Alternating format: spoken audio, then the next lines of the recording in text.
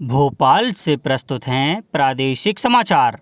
नमस्कार, समाचारों के साथ मैं जितेंद्र रघुवंशी। पहले मुख्य समाचार। 1 मई से 18 साल से ज़्यादा उम्र के सभी लोग कोरोना वैक्सीन लगवा सकेंगे। कोविन के जरिए रजिस्ट्रेशन जरूरी होगा। प्रधानमंत्री नरेंद्र मोदी ने कल देश के प्रमुख चिकित्सकों और शीर्ष दवा कंपनियों के साथ साथ कोरोना की स्थिति की समीक्षा के लिए कई बैठकें की। प्रदेश में अब कोरोना संक्रमित रोगियों को सेना के अस्पतालों और आइसोलेशन केंद्रों में भी रखा जाएगा और प्रदेश के सभी पात्र निर्धन उपभोक्ताओं को उचित मूल्य की दुकानों से एक साथ 3 माह का राशन निःशुल्क मिलेगा। अब समाचार विस्तार से। कोरोना के बढ़ते मामलों के बीच सरकार ने वैक्सीनेशन पर बड़ा ऐलान किया है। 1 मई से 18 साल से ज़्यादा उम्र के सभी लोग वैक्सीन लगवा सकेंगे।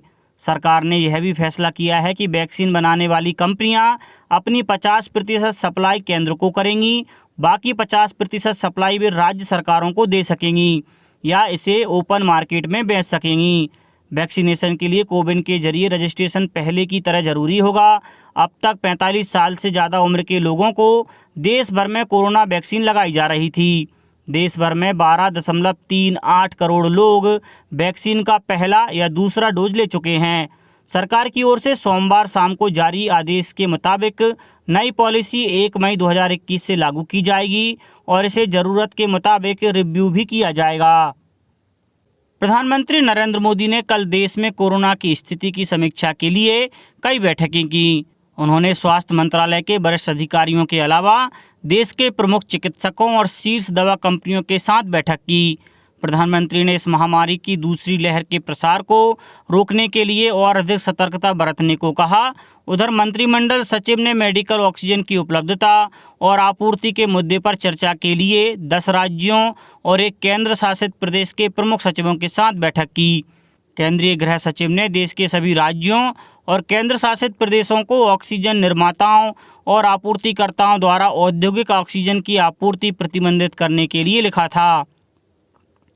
प्रदेश में अब कोरोना संक्रमित रोगियों को सेना के अस्पतालों और आइसोलेशन केंद्रों में स्थान दिया जाएगा। भोपाल में लगभग 150, जबलपुर में 100, सागर में 40 और ग्वालियर में 40 आइसोलेशन बेड की व्यवस्था के लिए प्रयास किए जा रहे हैं। सेना के अधिकारियों ने रोगियों की समुचित देखभाल के लिए पैरामेडिकल स्टाफ उपलब्ध कराने के लिए भी आश्वस्त किया।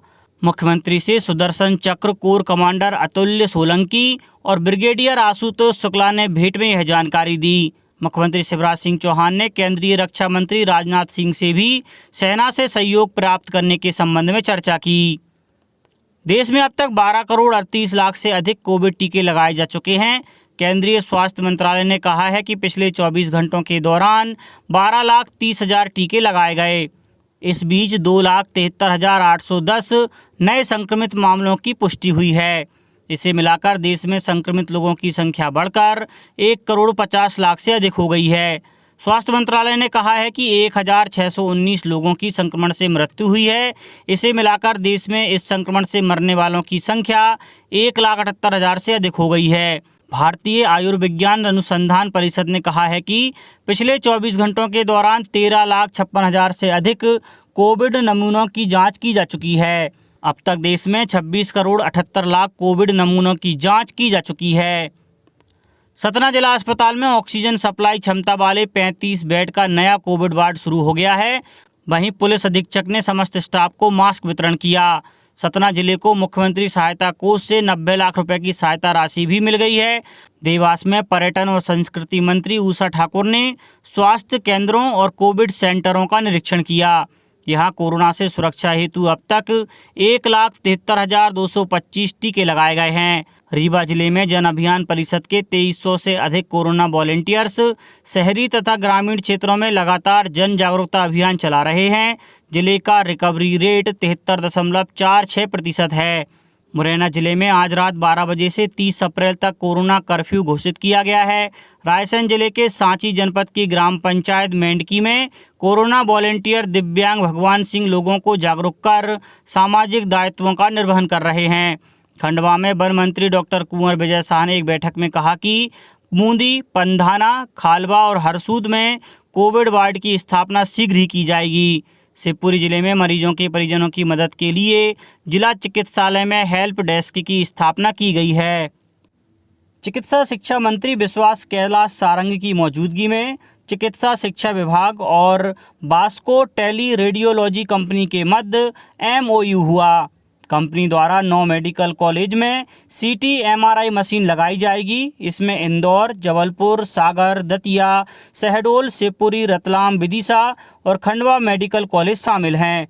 श्री सारंग ने Covid care centre, home isolation, oxygen सहित दवाओं की स्थिति का आकलन किया।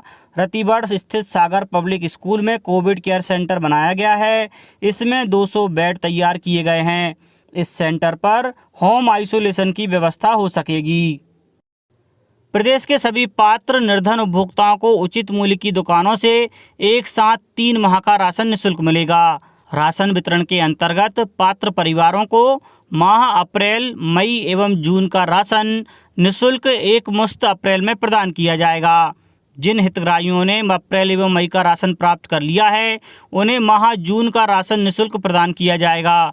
वृद्धजनों और निःशक्त हितग्राहियों को उचित मूल्य की दुकानों से आशीर्वाद योजना के अंतर्गत राशन उनके घर तक नामित व्यक्ति द्वारा पहुंचाए जाने की व्यवस्था की गई है।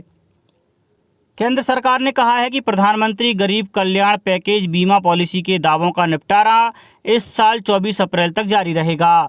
इसके बाद कोविड योद्धाओं के लिए एक नई बीमा पॉलिसी प्रभावी होगी। इस पॉलिसी के तहत कोविड योद्धाओं को 50 लाख रुपए का जीवन बीमा कवर प्रदान किया जाता है।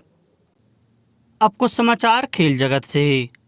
IPL 2021 सीजन के 12वें मैच में चेन्नई सुपर किंग्स ने राजस्थान रॉयल्स को 45 रन से हरा दिया। टॉस हारकर पहले बल्लेबाजी करते हुए चेन्नई ने 20 ओवर में 9 विकेट पर 188 रन बनाए।